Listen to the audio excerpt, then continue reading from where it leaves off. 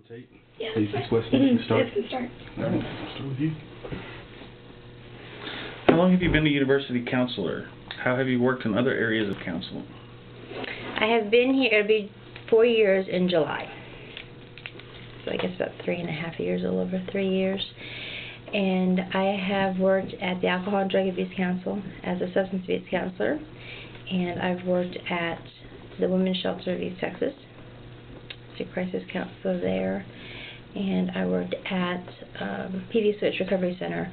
But I wasn't quite a counselor there, I was more in prevention. That was before I got my license. Where was that? That was in Lufkin, almost a dive ball, but it was a residential treatment center, and it ended up closing. Funds, or lack thereof.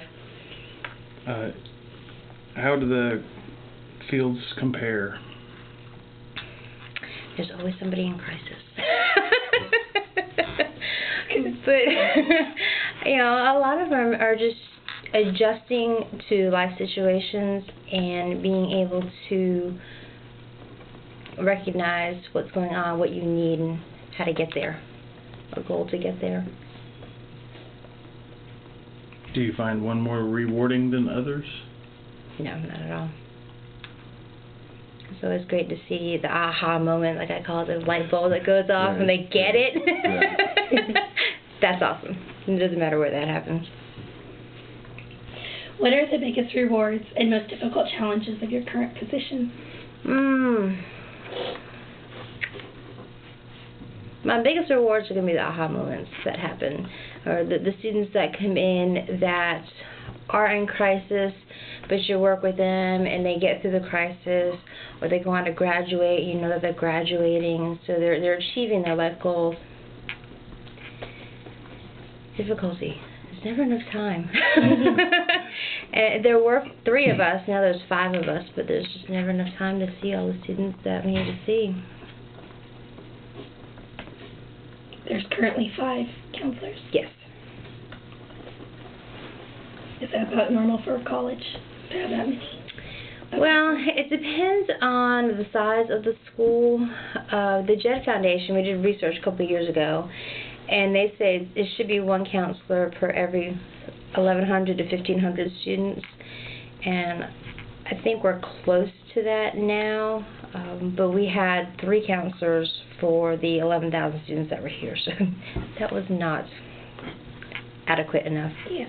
But I just think no matter how many counselors we had, we'd meet demand. If we had 8 counselors here, all 8 counselors would be busy. So I just think it depends on how many you have here, and it's just going to be busy all the way around.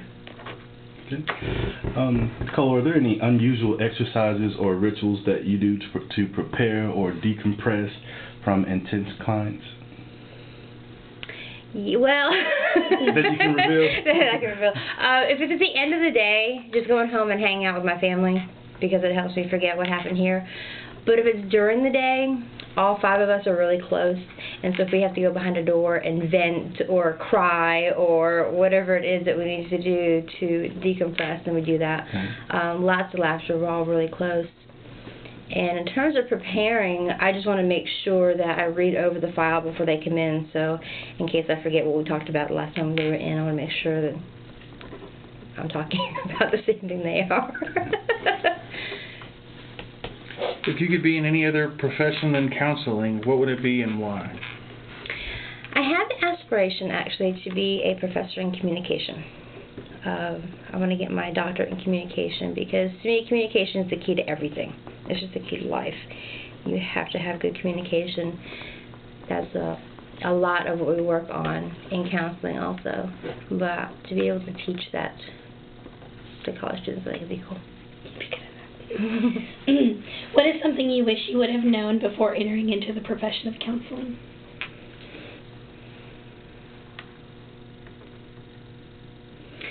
That's hard, because I knew I wouldn't be rich. I knew that from the get-go. There's not a whole lot of money in social services. And I always wanted to be in psychology or in counseling ever since I was little. So I did a lot of research on it and a lot of things in school and going through my grad program. I'm not really sure I had many surprises. The one thing that's here, or that's coming up now, is that there's a lot more mental health issues that are more prevalent now. And I think it's just because they were always there, but now people can identify them and people are not scared to talk about them. And so I think that's the only thing that's different now. But not scary, just different. What are the training requirements of your job? We have to get a master's degree, hold our LPC, which is for Licensed Professional Counselor. And for an LPC, when I did it, you had to have 3,000 hours, so 1,500 hours of indirect and 1,500 of direct.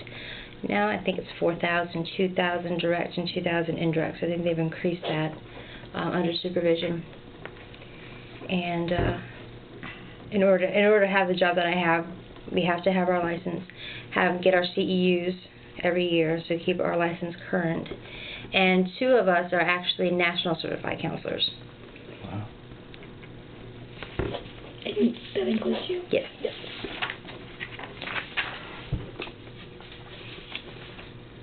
Okay, and I think that covered number 8. What are the licensure certification requirements? How are the working conditions, places of employment? How are the working conditions? What is a typical day like? What are the places of employment for the specialty? As I was kind of telling Lacey, there's no such thing as a typical day.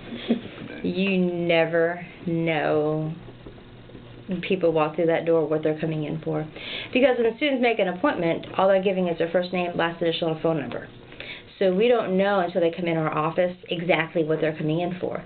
And then only the counselor and the student know. So nobody outside of the office knows why they came in.